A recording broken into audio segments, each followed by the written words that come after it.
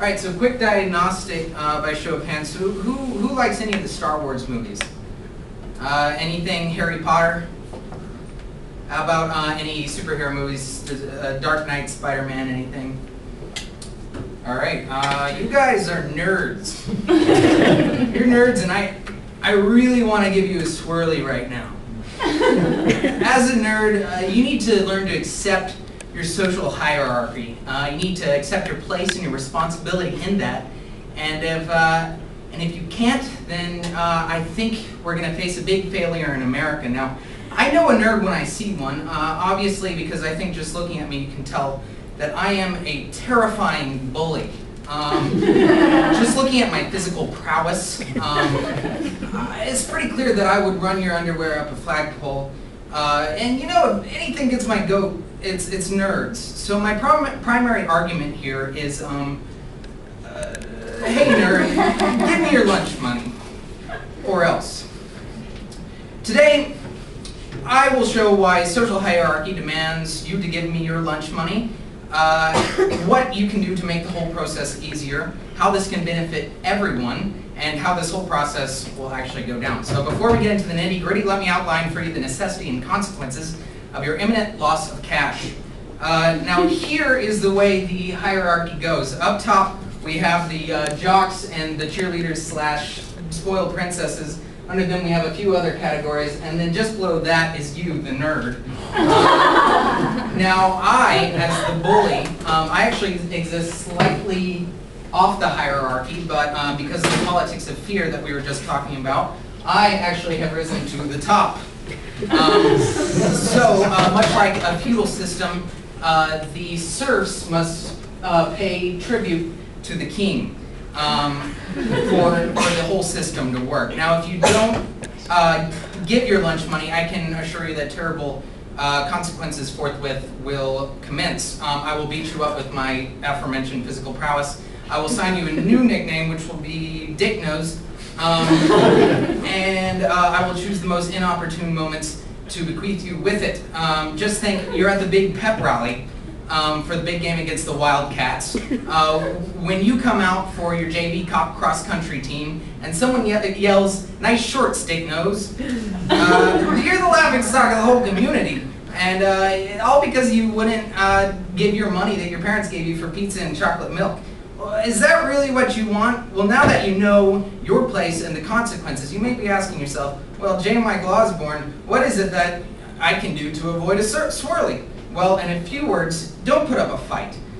If I slam you up against a locker, don't even try karate. It's a bad idea. Accept your place and give me all your spare change. For instance, I approached a nerd at a beach party to assert my authority. The nerd resisted, claiming that he knew karate. I beat him up and humiliated him, which only led to more beatdowns. And then me and Cobra Kai beat up him and his friend Mr. Miyagi at a landslide win at the karate tournament. At least that's what I'm assuming. I didn't really see the end of that movie. All because he fought back. If you're wondering why I can't just not steal and humiliate you, you don't understand the process behind the bully. Bullying and teasing by Gail McClem says that there are two motivations for bullying behavior: payoff and power. If the bully's goal happens to be some sort of payoff, the bully will select out a child who will easily give in. If the bully's goal is power, the bully might select out a child that is disliked by peers who will make a fuss but will still be easy to dominate, also you. They also seem to gain prestige from their peers when they're engaged in bullying behavior. So what I'm saying is, it's not my fault. It's not my fault. I'm born this way, and people reward me for it, so you really need to blame them. And if you're accusing me of being a bully and telling me that it's wrong because I'm born this way, then that makes you a racist. And to the ladies in the room, you may think I'm just talking to the guys here, but McClem goes on, as children who bully others get older, they may become involved in more serious behaviors. These behaviors might fall in the category of sexual harassment. So you're in here too, ladies.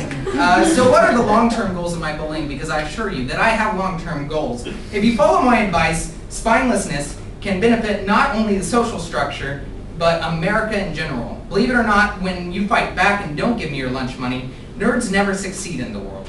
Yes, I acknowledge that sometimes nerds win in the end, But that's usually used as an excuse to fight back. But it's not so when you look at the details. It is in fact by surrendering your lunch money that nerds can succeed in the world. How is that possible? It's not karma, it's not physical overpowering because obviously I'm an Adonis. No, it's simple Reaganomics. Let me take you through it. Doting parents give lunch money to their children. Instead of using it to buy food, I rob it. I take the money and pour it back to the average American cup of Joe, wake up in the morning, and I get a homeless guy to buy me beer and cigarettes. Because alcohol and tobacco companies have their hands in any number of American products and jobs, then as Jim Blair says, it's simple trickle-down economics. It's an old story that if the horse has better hay to eat, the birds will eat better. So me supporting the top 1% by supporting tobacco and alcohol companies really supports tax breaks and job creation, thereby supporting your father's zany inventions, and then puts more lunch money back into your pocket for me to steal. Now think, what if Doug Funny never stood up to the Rogers of the world? The global economic crisis, if not averted, would be significantly diminished.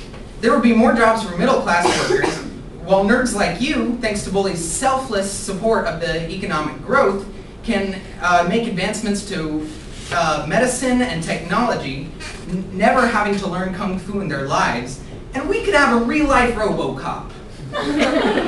Is that what you want? You want to save yourself and a few middle schoolers from a little bit of pain so that we can never have a RoboCop? Have any of you even seen RoboCop? Forget about it. So what can you do today to help the struggling economy and protect our strong social hierarchy? Well, before you leave here, you can give me all your money.